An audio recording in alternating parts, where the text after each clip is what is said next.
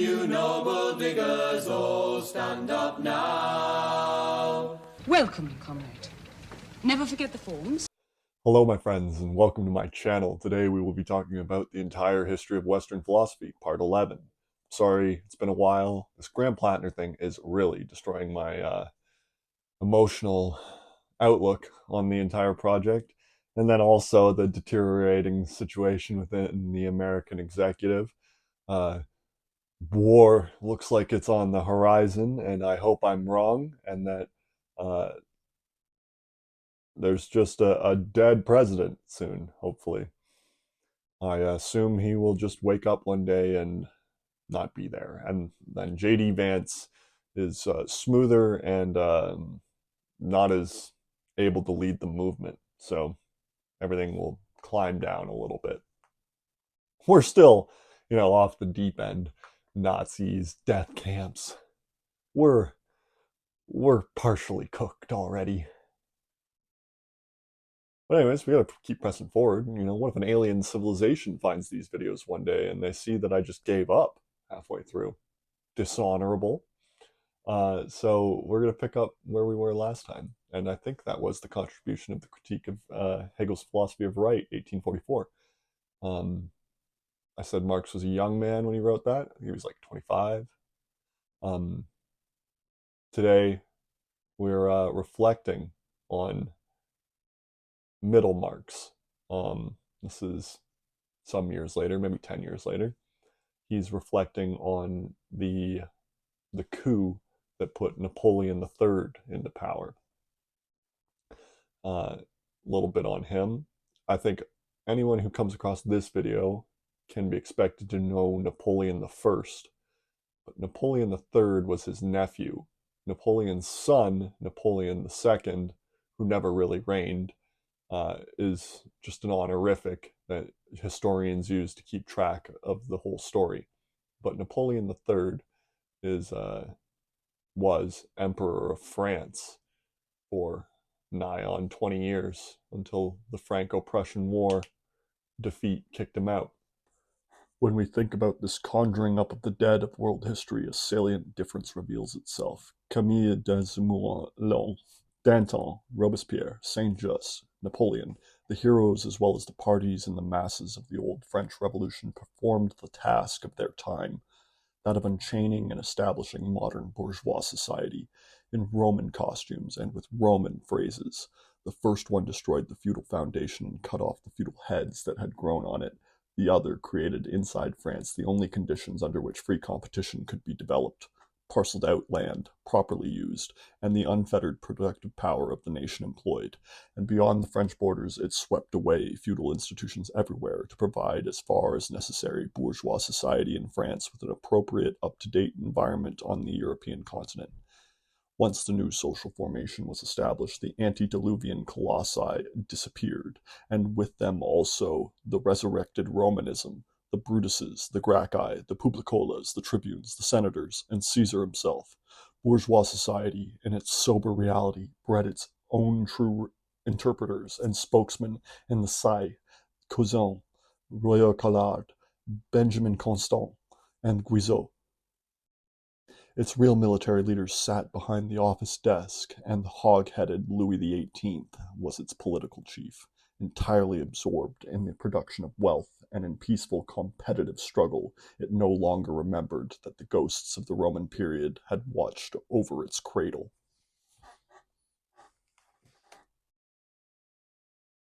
He's a mediocrity. He's not your, Napoleon Bonaparte. He's not the great man. In fact, Marx opens his treatise on Napoleon III with a quote from Hegel, or a paraphrasing of Hegel, that says, "All men appear in history twice, but first as tragedy and second as farce." So you can see Napoleon as a tragic figure and Napoleon III as a farcical figure. You should, if you were reading history without Marx, think that this Napoleon III is a wily cat. He makes himself president of the Republic when he's not even allowed in country, basically. And then, while president, coups his own government to make himself emperor. That is, and then leads a semi-successful state for 20 years. That is a not bad record by any stretch of any king, chieftain, warlord, or princeling's imagination. But he was a mediocrity, and you can go read it. Read what Napoleon III wrote, because he was ruling during the time of the newsprint and the newspaper, where engaging like you were writing a letter to all of the bourgeois was necessary. And he wrote economic treatises, and he's just so mediocre, just so not very bright. So how does a man like that come to hold power? It's classes. It's classes. Now, I said last time that I am a vulgar determinist, which means that I believe that there is fate, that no such thing as choices. This is all kind of just a chemical reaction playing out. But that Marx would hate me for this. That he thinks that there are choices, that there is free will of some kind.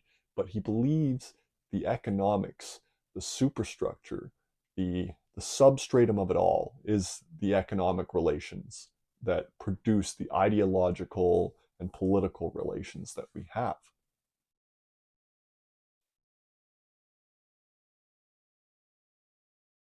And if you think about that for a second, that explains why a mediocre like Napoleon III can come to the crown. He was serving class interests. The social republic appeared as a phrase, as a prophecy on the threshold of the February Revolution. In the June days of 1848, it was drowned in the blood of the Paris proletariat, but it haunts the subsequent acts of the drama like a ghost. The Democratic Republic announces its appearance. It is dissipated on June 13th, 1849, together with its deserting petty bourgeois, but in its flight it redoubles its boastfulness. The parliamentary republic, together with the bourgeoisie, takes possession of the entire state. It enjoys its existence to the full, but December 2nd, 1851, buries it to the accompaniment of the anguished cry of the coalesced royalists, "Long live the Republic." The French bourgeoisie balked at the domination of the working proletariat. It has brought the lumpen proletariat to domination. With the chief of the society of December 10th at the head, the bourgeoisie kept France in breathless fear of the future terrors of red anarchy. Bonaparte discounted this future for it when, on December 4th, he had the eminent bourgeois of the Boulevard Montmartre and the Boulevard des Italiens shot down at their windows by the drunken army of law and order. The bourgeoisie apotheosized the sword. The sword rules it. It destroyed the revolutionary press. Its own press destroyed. It placed popular meetings under police surveillance. Its salons are placed under police supervision. It disbanded the Democratic National Guard. Its own National Guard is disbanded. It imposed a state of siege. A state of siege is imposed upon it. It supplanted the juries by military commissions. Its juries are supplanted by military commissions. It subjected public education to the sway of the priests. The priests subject it to their own education. It jailed people without trial. It is jailed without trial. It suppressed every stirring in society by means of state power. Every stirring in its society is suppressed by means of state power. The bourgeois were afraid of losing the advances that they personally had gotten from the revolution. Wealth, ease, luxury. Those are privileges, though. And so what they did to maintain their lifestyle was strip away all the formal gains of the revolution. The tyranny of the Bonaparte regime is the tyranny of the sword. There's no rights. There's no opposition. This is it's a tyrannical warband numbered in the millions, and you serve or you die.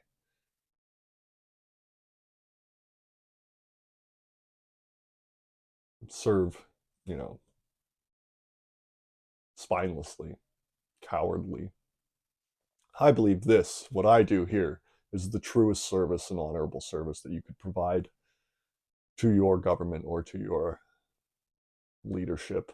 That you understand that if you are an intelligence, you are honor bound to engage in good faith for the truth, even at the cost of your reputation. But what we're starting to see within Marx here is a tightening of the focus. Before, in the contribution to the critique, there was an amorphous, almost specter haunting us of feudalism. That what he points towards is land ownership, and that the land ownership is what makes the man, what makes the king. But it is the economic relations. And the economic relations that he goes on to describe in Capital, his magnum opus, have their foundations in this book.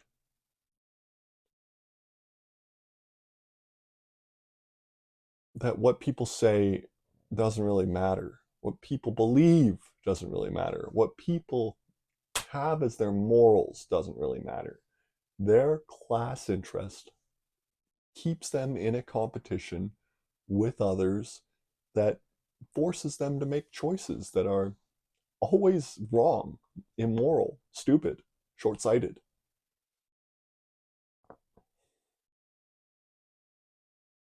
And even if it gains the momentary peace that you think it does, as it did with Napoleon III's regime, a stable regime for 20 years, mild economic growth, military security up until the Prussians knocked down the door, imperial expansion. We hate that here on the channel, but the people at the time would have thought that was fucking great.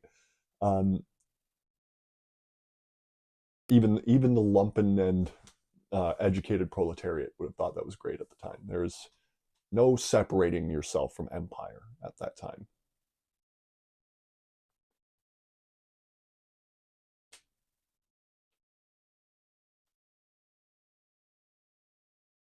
I should do an episode sometimes about the differences between pre-19th century history and post-19th century history. That we all agreed that, even though we should have known better, that morals should have been there the whole time, that we're putting morals down after a certain point. And I'm reminded of the Adventure Time with Finn and Jake bit where he goes, all the biggest guys were schloppeling, or whatever he says. Nah, man. Listen, here on our planet, back in the old days, back in the real old days, it was just every man for himself, scroobling and scratch-scrobbling for the good stuff, the greenest valleys, and scratch-scrobbling. And the strongest, meanest men got the best stuff. They got the green valleys and were like, the rest of you, y'all scratch get sand. And that's when they made the laws, you see. Once the strong guys got it how they liked it, they said, this is fair now, this is the law. Once they were winning, they changed the rules up. Whoa. It's not what happened. It's not what happened. The biggest guys beat each other so badly, so bloodily, so scarily, that they were like, we can't do that again. New rules. And it wasn't for the little people, the rules, even though they've been exploited and used against them, but the rules were formatted in a way that should be equal. Or at least leave open the possibility of equality. Napoleon III, though. There's not much to say about him. What did he do? Failed invasion of Mexico. His involvement in the Risorgimento.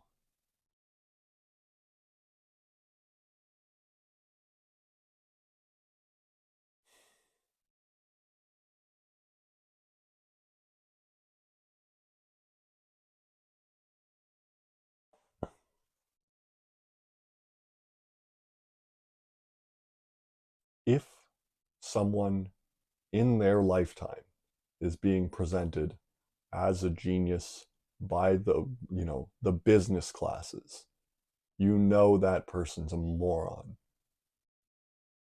They're being propped up for a class interest. The best president in history was Franklin Delano Roosevelt. It's not even close. Not even close. He laps Lincoln. And he was hated in his time by the rich and the ruling business elite. To consider the government of the United States as a mere appendage to their own affairs. And we know now that government by organized money is just as dangerous as government by organized mob. Never before in all our history have these forces been so united against one candidate. They are unanimous in their hate for me, and I welcome their hatred.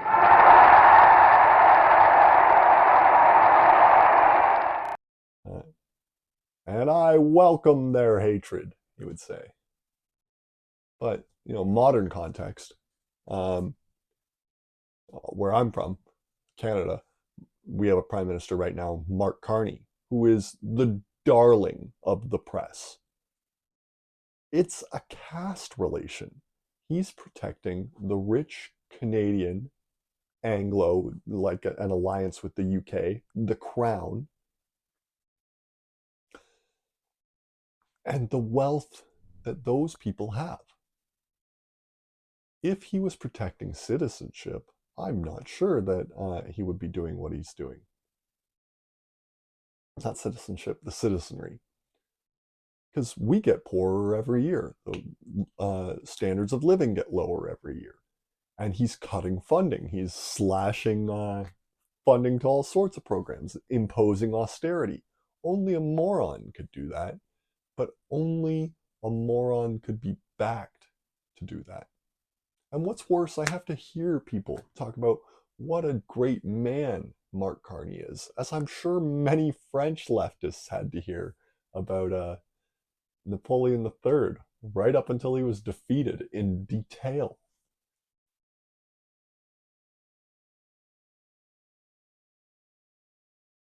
I've read Mark Carney's PhD thesis. He just spends the whole time spewing Ayn Rand BS.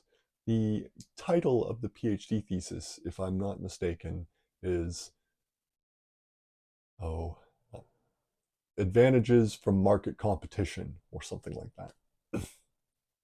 That's him sucking the boot of the ideological masters who are currently threatening our sovereignty.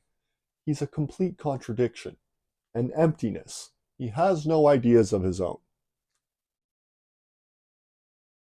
He seems like a smooth operator, but this time next year, the unemployment rate among the youth is going to be like 30%. And then who will have been right? But that's what it was like under Napoleon III. Everything seems okay because everyone that's important says it's okay. And then all of a sudden, everything tips the fuck over. And more importantly, when it tips over, they're willing to kill people over it. I should have stayed in the timeline here. Marx is mostly talking about the presidency to the emperorship, the timeline of that 3 years, 1848 to 1851, I think. And because it's an interesting period where words are so hypocritical, so obviously lies, especially from members of parliament and other leadership, like business caste. It's kind of a filler episode. Not really a point here. I just wanted to show you how he engages with history as it's coming to him. And it's not determinist. It's obvious that he believes that choices are being made, that choices could be made. It's not in this book, but later when Napoleon when Napoleon III is crushed by the Prussians, there's a time where Paris is ruled by communists, the Paris Commune. And Marx during that time is like, seize the banks, march on Versailles, arm the citizenry. What are you doing, right? He's not like, it'll be fine, the proletariat will work it out. He's like, oh, now that history has given the moment, put a leader in charge. Put someone who thinks in charge. And tell them to be ruthless, right? Be indiscriminate with their principles, with their zeal for the revolution. You'll hear shitlibs talk about how Mao killed so many people. If he had killed double, it would have been worth it. 800 million people have been lifted out of poverty in China. 800 million. And they are communists. They reach out to have development all over the globe as one, as brothers. Africa, India.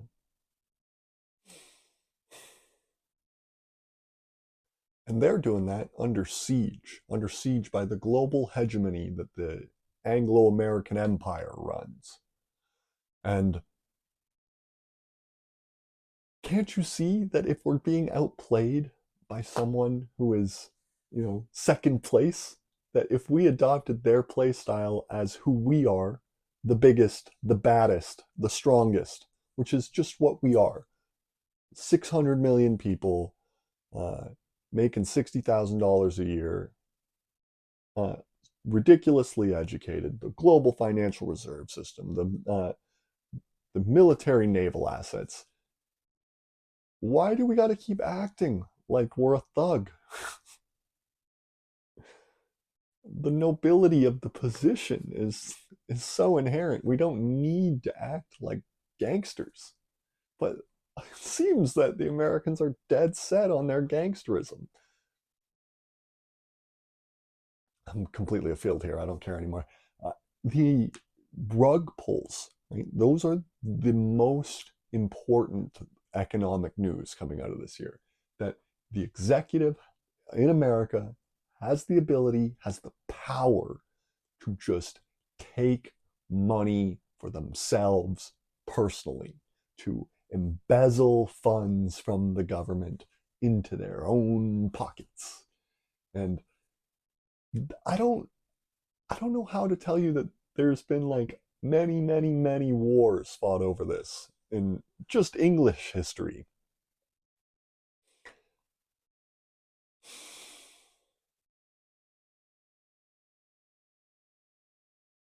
And they're talking about invading Venezuela and Nigeria. The head of South is woman general. I'm going to post her video here where she just comes out and says, we got to go get their oil. This region, why this region matters with all of its rich resources and rare earth elements. We have Venezuela's resources as well with oil, copper, gold. China gets 36% of its food source from this region. To see the increase in investment in trade from 2002 from China, 18 billion, up to 450 billion now, and on its way what is predicted to be about 750 billion in the near future. And so I think we have a lot at stake.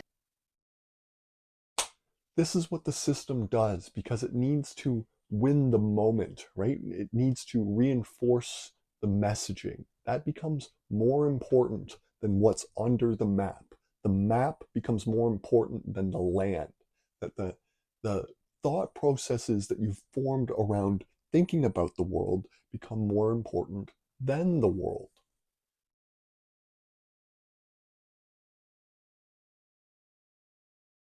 How does going to war with a neighbor make you stronger? How does introducing conflict into your neighborhood make you stronger? Unless that guy's out there, beating up on the poor and the innocent, you leave them alone. That's their business to be out there doing what they're doing. And I don't care about any of the accusations against Maduro. None of them. He has total and complete support of the people. And what do we have? Some Israeli Mossad agent who says, oh, it'd be good if we invaded Venezuela. What timeline are we living in here? And never forget that Nick Fuentes and this new Groyper right, who believes that they're separate from this thought process, supported this to the hilt. They pushed Donald Trump as though he was the savior. And that is indicative that they will never be able to govern well. They don't have it in them. They're not smart enough.